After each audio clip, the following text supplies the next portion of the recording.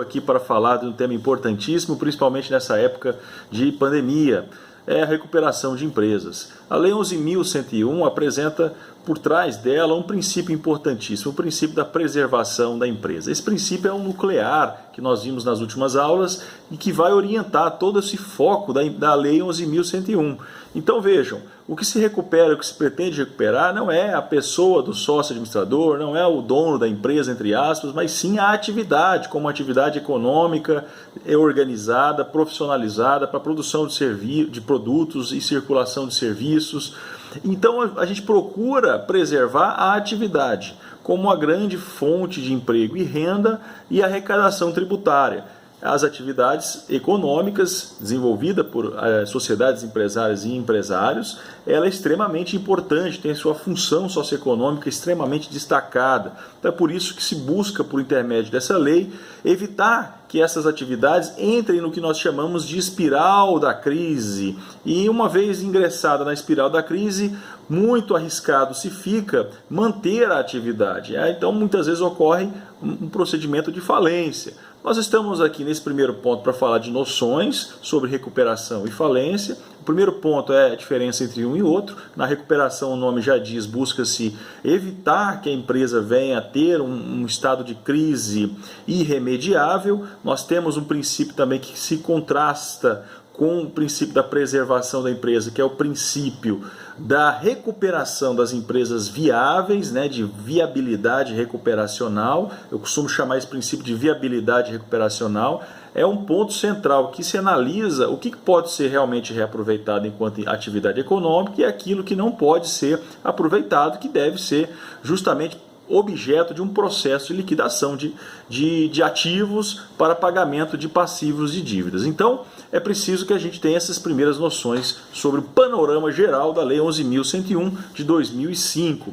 Pessoal, olha, primeiro ponto, o que é excluído, quais são os créditos que são submetidos à falência, submetidos à recuperação? Todos os créditos que são constituídos à data do pedido falimentar ou da recuperação, ainda que não vencidos no caso da recuperação, eles ficam objetos justamente de um procedimento especial. O núcleo central da Lei 11.101, diferentemente da lei anterior, é o decreto 7.661 de 45, é justamente trazer os credores para negociar.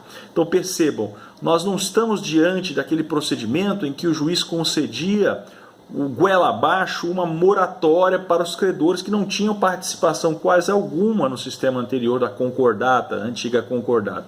Na recuperação de empresas, nós vimos vários princípios que estão por trás dela, dentre eles o princípio da participação ativa dos credores. Nós temos justamente um critério, um ponto, uma natureza negocial.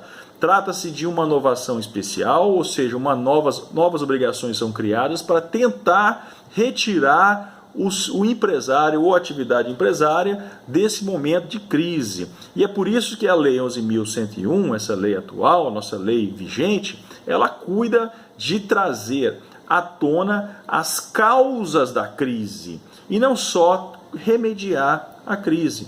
A lei anterior, antes de 2005, o que nós tínhamos? Apenas uma lei que trabalhava muito com as consequências, cuidava de moratória, de parcelamentos compulsórios de créditos, e isso não resolvia muitas coisas em razão de um sistema burocrático que se buscava apenas cuidar dos efeitos ao invés de trabalhar com as causas da crise empresarial. E o formato da 11.101 é justamente esse, trabalhar com as causas, o que provocou a crise. Má administração, uma crise econômica, a situação vinculada à confusão patrimonial, a falta de profissionalismo de alguns administradores, a situação de crise patrimonial mesmo, investimentos errados em unidades de produção isolada de maneira acentuada e impensada. Então nós precisamos de raciocinar o que está gerando esse problema, para aí sim, junto com os credores, dar uma destinação, colocar um caminho adequado para essa atividade empresarial. E estão de fora desses créditos, obviamente, aquelas obrigações, situações a título gratuito, né, doações, né, e as despesas com os credores, as despesas que o credor teve para habilitar o seu crédito num pedido de recuperacional. Esses são os créditos que são excluídos desses pedidos de recuperação na parte geral, estão ali colocados como um ponto, né, até inicial para a gente analisar, e existe uma lógica por isso. Se você fez, obviamente, uma doação, né, naturalmente que não há o que você exigir de uma empresa sobre aquilo que você doou em relação a ela. Não acontece muito em questões comerciais, né, não acontece muito em relações comerciais, em razão justamente do interesse de lucro e a ética empresarial voltada a essas questões do lucro.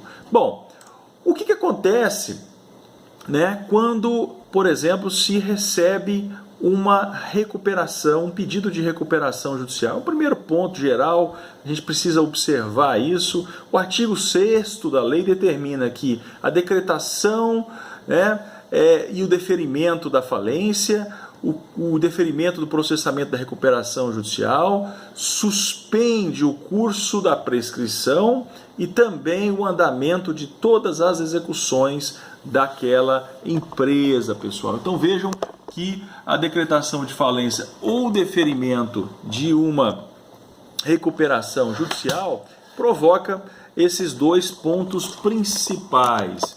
E ao falar disso, a gente vai calcular por que suspende o prazo prescricional. Ora, nada mais natural do que essa suspensão, porque, vejam, a pretensão executiva ela vai ficar congelada, você não vai poder mover ou ter andamento de um processo durante esses prazos, durante essa movimentação processual de falência ou recuperação de empresas. Ora, se você tem a pretensão prejudicada por um critério legal, nada mais justo do que você suspender também o prazo prescricional. Então, vejam que há justamente a possibilidade de hipótese legal de suspensão do prazo prescricional. A pessoa vai ter mais prazo para depois poder ajuizar uma execução contra essa entidade que está ali em recuperação ou falência. O motivo pelo qual também se suspende as execuções é justamente porque dois motivos. É preciso reunir esses créditos em um juízo universal. A universalidade de juízos ela é uma exigência da lei, porque vejam, como é que alguém vai se recuperar se a todo momento existe um juiz decretando bloqueio de dinheiro em conta, bloqueio via Bacen-Jude 2.0 e impedindo que essa empresa possa pagar fornecedores, possa pagar os seus funcionários? Ela não vai conseguir se recuperar. Então é por isso que se suspende esses atos expropriatórios nas execuções, e a lei é clara a falar execução mesmo, justamente para a gente lembrar que não se suspende aquelas ações contra as empresas que movam, né, créditos que não tenham a exigibilidade, que não tenham a executividade, que não tenham liquidez. Então essas ações vão continuar, exemplo das ações monitórias, ação de cobrança, ação de indenização contra a empresa, as ações que as empresas são credoras, são autoras do processo, não tem sentido de suspender, e as ações trabalhistas. Então vejam que a proteção que o legislador faz nesse ponto é justamente para evitar mais prejuízos à atividade. Então há essa suspensão dessas ações executivas para justamente poder reunir em um juízo só, e o juízo da universalidade falimentar ou da recuperação judicial vai analisar a pertinência ou não de pagamento de alguns créditos, de formação de um quadro de credores. Então, por isso que há essa suspensão das execuções. No caso da recuperação judicial, essa suspensão ela dar-se-á pelo prazo de 180 dias a partir do despacho de processamento da recuperação judicial. Apesar do nome despacho, a gente vai ver logo à frente que trata-se de uma decisão judicial e muito importante para todo esse nosso sistema recuperacional. Bom, vamos aqui então passar um pouco adiante e falar de um dispositivo comum também à recuperação judicial e à falência, que é o famoso administrador judicial. Nas últimas aulas a gente falou bem sobre ele, nós adiantamos muitas coisas sobre essa figura jurídica na lei falimentar e que foi muito aprimorada. Antigamente nós tínhamos um nome, até o nome era feio, né? O nome de síndico de massa falida, só o nome já assustava, né? Agora nós temos um administrador muito mais condizente com o papel de um gestor de crises, um profissional que cuida dessa área. Administrar empresas no momento de uma normalidade já é difícil, imagina-se administrar empresas em crise. Por isso que a lei trouxe até uma afeição diferente do administrador judicial. Antigamente, na lei antiga, o síndico era o principal credor, essa era a orientação por lá. Atualmente, nomeia-se um profissional, uma pessoa que tenha experiência na atuação de recuperação de empresas, gestão de crises, e essa pessoa pode ser inclusive jurídica, uma empresa especializada em recuperar outras empresas. Olha só que bacana. Então você tem pessoas ali formadas em economia, em administração de empresas, em direito, em contabilidade, que vão realmente poder ajudar nesse momento de crise, tá? Então vejam, como é que ele atua? Como é que ele é sedimentado, essa visão do administrador? Quais são as suas atribuições? Quais são as atribuições na falência? Como ele é nomeado? Vejam, ele é nomeado pelo juiz como auxiliar, ele é uma figura que acaba sendo um auxiliar da justiça, ele tem um regime híbrido ali de uma entidade, de uma pessoa, de um especialista, né, que vai prestar um auxílio ao Poder Judiciário. E nesses critérios, como o juiz nomeia um perito, o juiz nomeia um administrador judicial também. Claro, ele precisa ser uma pessoa experiente, ele precisa ser uma pessoa que está no mercado de gestão de crises, ele precisa ter condições de solucionar e equacionar os problemas de empresas em crise. Senão não adianta nomear indivíduos que não vão conseguir centralizar e canalizar todos os problemas, né, e vinculados a essa relação credor e devedor e relação entre o Estado e o Poder Judiciário. Bom, quais são as atuações do administrador, as atribuições dele, que a lei se refere? Ela fala o seguinte, olha, vamos dividir em grupos, né? A atuação do administrador, tanto na falência quanto na recuperação, pontos comuns, que ele vai fazer em um, faz em outro também, atuações específicas na recuperação e atuações específicas na falência. Então você tem disposições comuns do administrador nos dois institutos, trazido pela lei, nós temos disposições